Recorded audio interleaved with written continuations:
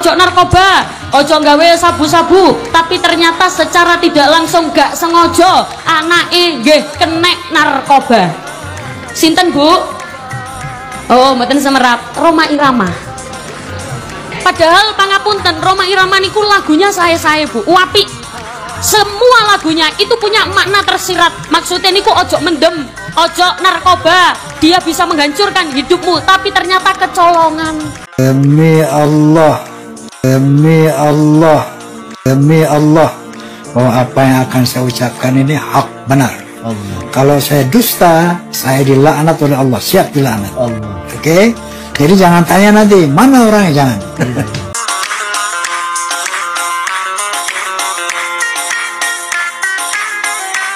Assalamualaikum warahmatullahi wabarakatuh. Alhamdulillah, saudara-saudara sekalian, semoga sehat-sehat dan baik-baik saja. Dan pada kesempatan ini kita mengulang sebuah video lawas, pernyataan lawas daripada Ning Ummi Laila yang menyentil bahwa seorang penyanyi dangdut yang membuat lagu syairnya dengan lagu Mira Santika, bahkan banyak lagu-lagu lainnya tentang bobroknya akhlak generasi muda, tetapi justru anaknya yang kena. Dia dengan gamblang menyebut Rhoma Irama karena kasus yang menjerat daripada anaknya Rhoma Irama, Ridho Rhoma. Dia menyebutkan secara terperinci siapa orangnya, maka dan apa yang dituduhkannya itu adalah sebuah fakta dan sebuah kebenaran. Dan Ning Ummi Laila menyebut langsung, tidak samar-samar, sehingga tidak menimbulkan kegaduhan bagi publik lainnya ataupun figur-figur lainnya. Tetapi Ning Ummi Laila dibully di sana sini, bahkan dari kalangan biasa, siapa saja, bahkan ustadz-ustadz kondang membuli Ning Ummi Laila. Yang dia sampaikan adalah sebuah fakta, dan dia tidak samar-samar, tidak abu-abu, langsung menyebut orangnya. Akhirnya memaksa Ning Ummi Laila untuk meminta maaf. Dan bagaimana dengan tuduhan dan framingan Rhoma Irama yang nyata-nyata karena ulah seseorang, kalaupun dia, tapi dia memframing dengan pernyataan sumpahnya yang bakal menjadi fitnah untuk banyak orang. Sebelum kita lihat video sumpahnya Rhoma Irama yang kita ulang-ulang, kita lihat dulu pernyataan daripada Ning Ummi Laila. Ojo narkoba, ojo gawe sabu-sabu, tapi ternyata secara tidak langsung gak sengaja anake nggih kenek narkoba. Sinten Bu? Oh, mboten semerap, Rhoma Irama. Padahal pangapunten, Rhoma Irama niku lagunya saya Bu, apik. Semua lagunya itu punya makna tersirat. Maksudnya niku ojo mendem, ojo narkoba, dia bisa menghancurkan hidupmu, tapi ternyata kecolongan. Dalam sebuah ceramahnya, Ning Ummi Laila menyentil Rhoma Irama sehingga memaksa semua pihak untuk membuli Ning Ummi Laila, termasuk ustadz-ustadz kondang. Tetapi sumpah Rhoma Irama yang telah menimbulkan kegaduhan, menuduh tanpa bukti, tidak mau menyebutkan orangnya. Dia mengklaim menyebutkan sebuah kebenaran, tetapi kebenaran yang ia sampaikan adalah kebenaran yang abu-abu. Kalau memang benar ingin menampakkan sebuah kebenaran, maka sebutkan saja siapa orangnya. Jangan memframing fitnah, yang fitnah tersebut yang akhirnya memakan dirinya.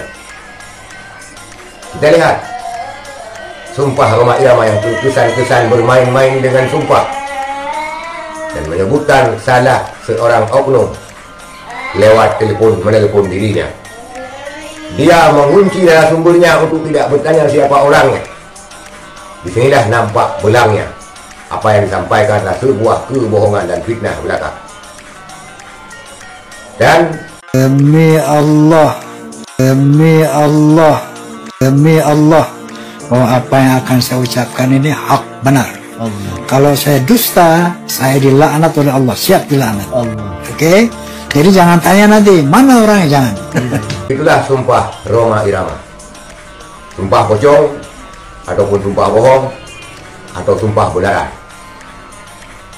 Yang pastinya dia sumpahnya tidak di bawah Al-Quran. Dia memframing seorang habaib sehingga menjatuhkan citra buruk semua habaib karena ocehan sumpah fitnahnya. Kita berharap ke depannya ataupun pada podcast selanjutnya menghadirkan siapa orangnya, menyebutkan siapa namanya, sehingga dia benar-benar ingin menampakkan sebuah kebenaran, bukan menampakkan sebuah kebencian pada masa-masa usianya yang tidak muda lagi. Walaupun dia berharap usianya masih muda. Kita lihat dari penampilannya, rambutnya dan segala macam, menampakkan bahwa ambisinya untuk kembali muda. Padahal untuk kembali muda itu suatu hal yang mustahil, suatu hal yang mustahil. Laita sababa ya'udu yawman. Mudah-mudahan muda kembali pada suatu hari. Itu adalah mimpi daripada omong kosong belaka. Karena kalimat tersebut, kalimat diawali dengan huruf laita. Kalaupun ada harapan daripada semua manusia, itu adalah harapan yang tidak akan tercapai.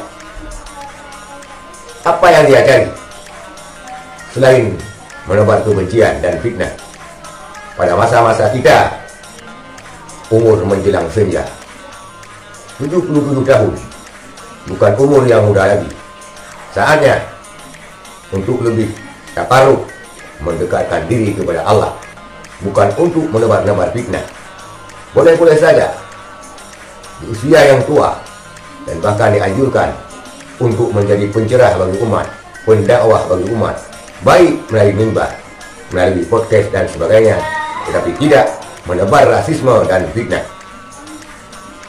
Karena dia berjuang sudah lama sekali, tenarnya sudah lama sekali, dengan lagu-lagu dakwahnya yang membawa ketentraman bagi kaum muslimin yang mendengar syair-syair lagunya. Kenapa pada akhir-akhir daripada perjalanan karirnya dia mensongongkan semua kata-kata indahnya yang dulu dirangkai melalui lagu? Kita berharap sekali lagi tampilkan siapa orangnya, agar ini bukanlah sebuah fitnah. Dan anehnya, kenapa sedikit sekali yang bersuara ketika Roma Irama sumpah pocong, sumpah palsu ataupun segala macam? Tidak banyak ustaz-ustaz kondang yang bereaksinya. Apa karena takut? Takut karena apanya? Ataupun karena dia menyandang nama besar, tidak sama dengan Ummi Laila, Ning Ummi Laila, yang dianggapnya oleh semua kalangan sebagai wong cilik, sebagaimana kita ini semua. Sekian, terima kasih. Assalamualaikum warahmatullahi wabarakatuh.